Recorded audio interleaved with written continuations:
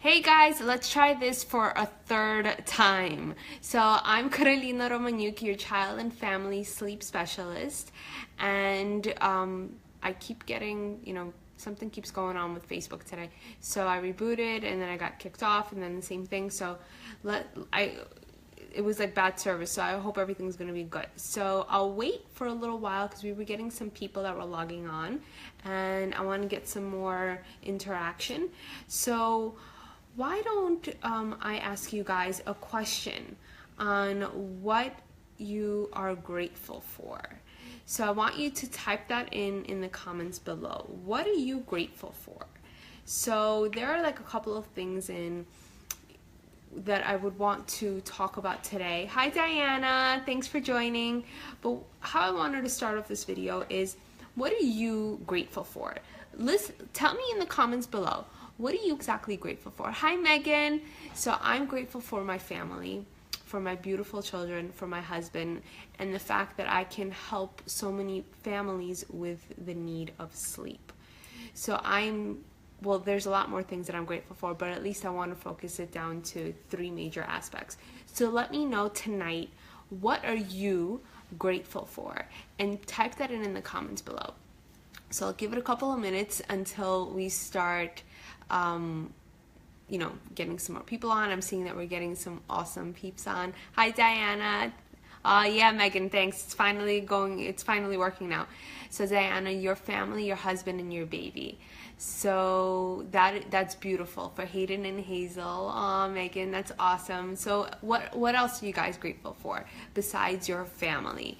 Is there maybe your career? Is there something that you are proud of yourself, that you've accomplished, that you're grateful for also?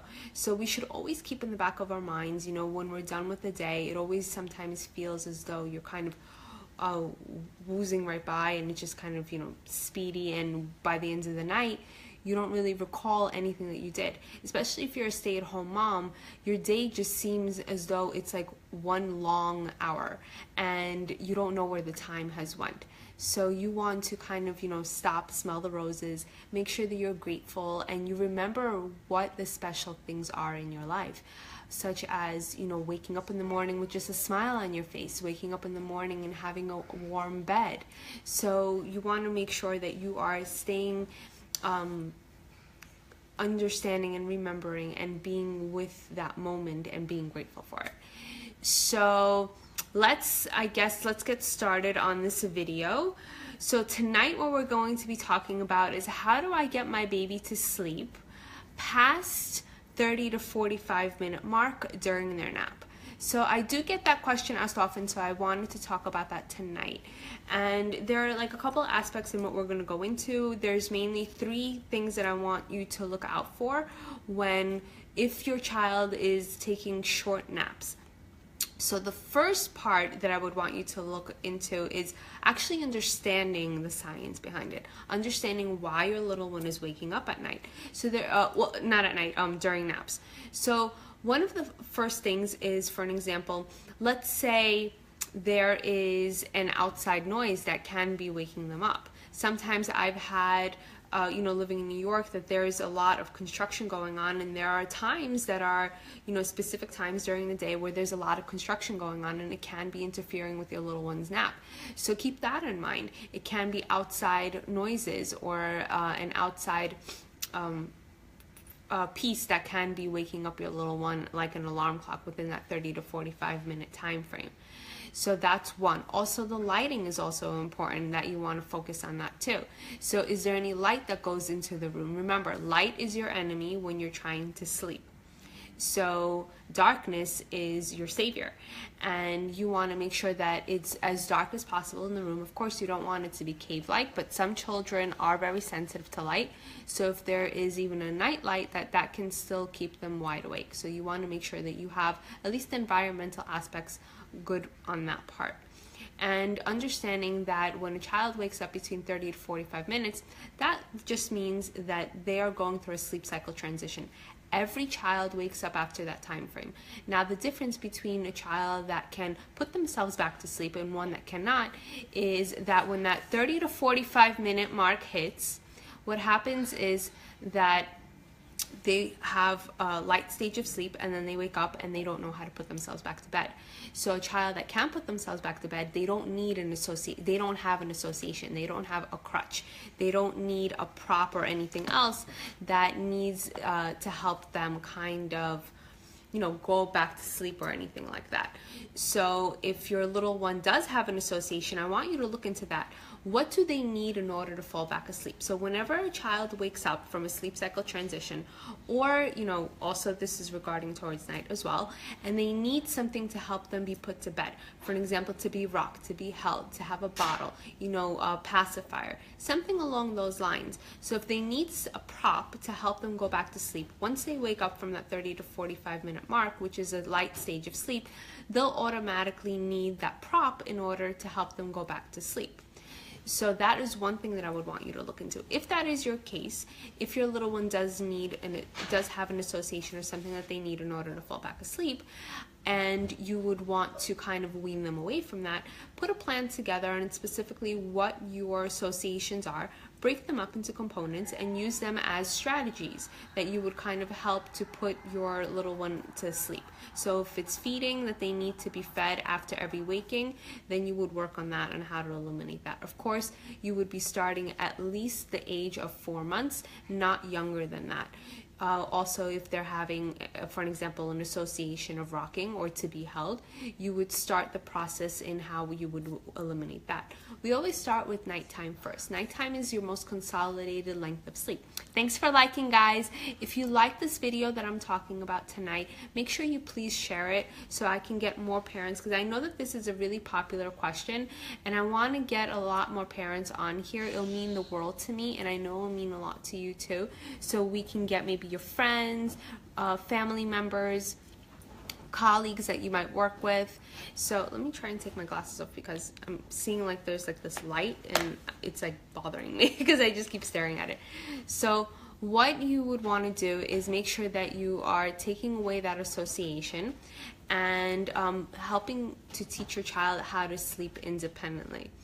So that is one of the factors that you would want to do that. Aw, Jane, you didn't get an alert that I was on?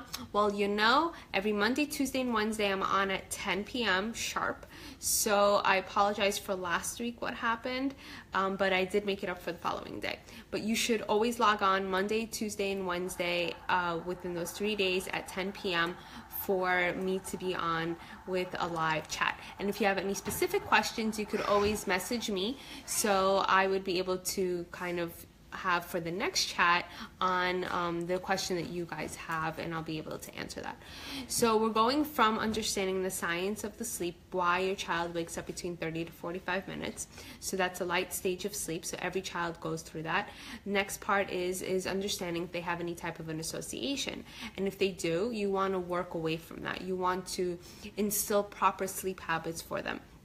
So for an example, one factor that I do get often is if I'm rocking my little one to sleep and I put them halfway down into the crib, they wake up automatically. So what do I do from there? You need to put together a consistent sleep plan that you're going to be able to stay consistent. I like that word a lot, but it really is important. Children need to have a straight story. They can't have a parent or their guardian or you know, the nanny doing 50 million things every other day, and they're not getting the grasp of anything. So you want to make sure that whatever initiation, whatever type of plan that you're putting together, you're staying consistent with it and you feel confident with utilizing it. So if you're putting your little one down and halfway into the crib and then they start wailing out, that just means that you have to stay consistent. So you would want to repeat it over and over and over again, and just make sure that the plan that you have is complementing their behavior. That is key on that part. So we got the two main components down. Also, I want you to think about the temperature in the room. So again, remembering that 30 to 45 minutes is a light stage of sleep. Hi, Leona. Thanks for joining. That 30 to 45 minutes is a light stage of sleep. What happens is also when that time frame does show up, that if it is in the room, the temperature anywhere that's lower between 68 or higher than 72 degrees, that can wake up a child as well. So if it's lower than 68, I don't mean like 67.9 or anything like that, but relatively a little bit lower on the temperature side, that can wake them up right away. Especially if it's really cold, they can urinate more and have more wet diapers. So then that will just wake up a little one more frequently, that way that they'll need to have diaper change. And also if it's too warm in the room, that will wake them up automatically too, because their body temperature will rise, and then they naturally have to wake up, even be more alert on that part, because that's just a safety mechanism that we're built that way. So you want to check on the temperature as well. And then the last part is anticipating the waking. So this is a cool technique that I use mostly with my infants, but I've had done it with toddlers. So the technique really falls into the part that if you know your little one is waking up like clockwork between 30 to 45 minute mark, so let's say they wake up every 30 minutes, right? You want to put an alarm clock on for yourself, not for your little one, for yourself. Let's say 20 minutes into the nap, and then you would go into the room and you would gently try and awaken them. I don't mean by mentioning their name, like wake up Aria or anything like that. You want to kind of like show a distinction that, and help them in a way that they were kind of physically awakened but not fully alert, meaning not opening their eyes. You just want to show the fact that they can maybe roll over to another space, or maybe they'll like move like a hand gesture, or maybe they'll like go like that, or like like shake like that. You want something to indicate that they had some sort of a light arousal. And by blowing on their forehead really helps with that, because it's cool air, and most kids, they kind of fidget, so that's totally fine for them to do something like that, because what happens is you break the sleep cycle, you break the cycle transitioning that they're going through. And what you want to do is help them go from one cycle right before they're going into it, you're breaking it, and then they're going to be able to go into the next one very smoothly. So if you're going into the nap, let's say, like I mentioned, I'm just going to do a recap, they wake up after 30 minutes, right? So you would go within 20 minutes during their nap, and then you would lightly try to arouse them. So then they either shift their body, they do like a fidgety move or something like that, to split the portion of when they're sleeping to go into one cycle into the next. And that's one way that you can do that. So you want to focus on that part as well. And those are my tips that I have for you guys tonight.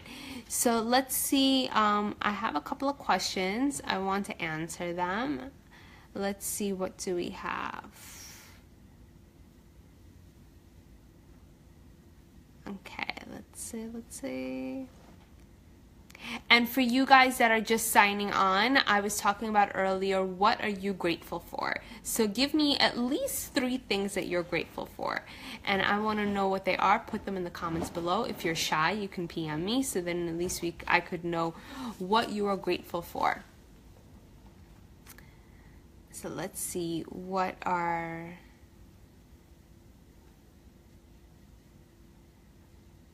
Okay, Jane says, does this work for toddlers too? They're breaking up sleep cycle. Yes, it does. It does work, but they have to wake up like clockwork. Then it does work significantly on that part. Let's see what else. Okay, I think that's it. No more questions tonight. I guess this is going to be a quickie. So I wish you guys sweet dreams, and I will see you tomorrow. If there's any specific questions that you have, let me know. Oh, and also, don't forget that this Sunday, and I posted my flyer again, is that I'm having an event in Brooklyn Heights at Keels, and if you would love to join me, and I would love if you guys could be there as well, it's from 9 to 11 in the morning. You're going to get awesome goodies from Keels, and there's going to be a sleep chat that I'm going to be doing, a little mini seminar as well on how to raise a happy and healthy child, and you're also going to be getting little mini facials and lots of goodies that they're giving out while you're there. Make sure to reserve your ticket, and that they have enough space to seat everyone, because I think that there's only maximum capacity we can have is 30 people in that location, and for us to reserve goodie bags too. The parking situation there is actually pretty good. Not on the streets, but you're going to have to park in one of those like the lots. So yeah, Megan, it's this Sunday. It's on the 26th. So check my my posts, and I have the flyer on, I think it's the one right below this video, for this Sunday. It's at Keels in Brooklyn Heights from 9 to 11. The address and everything is great, right on the flyer. And yeah, they do have garages there. Yeah, the parking lots, the garages. So I will see you guys on Sunday, and I will see you tomorrow as well, same time. Okay, sweet dreams, everyone. If to reserve a spot, make sure that you contact Keels and you tell them that you're in for the event, and then that's it. Just to reserve your spot on that. Just follow the instructions on the flyer, because it's strictly from their headquarters, so I can't really play around with that. Okay, so I will see you guys tomorrow for our next chat. Love you. Sweet dreams. Bye.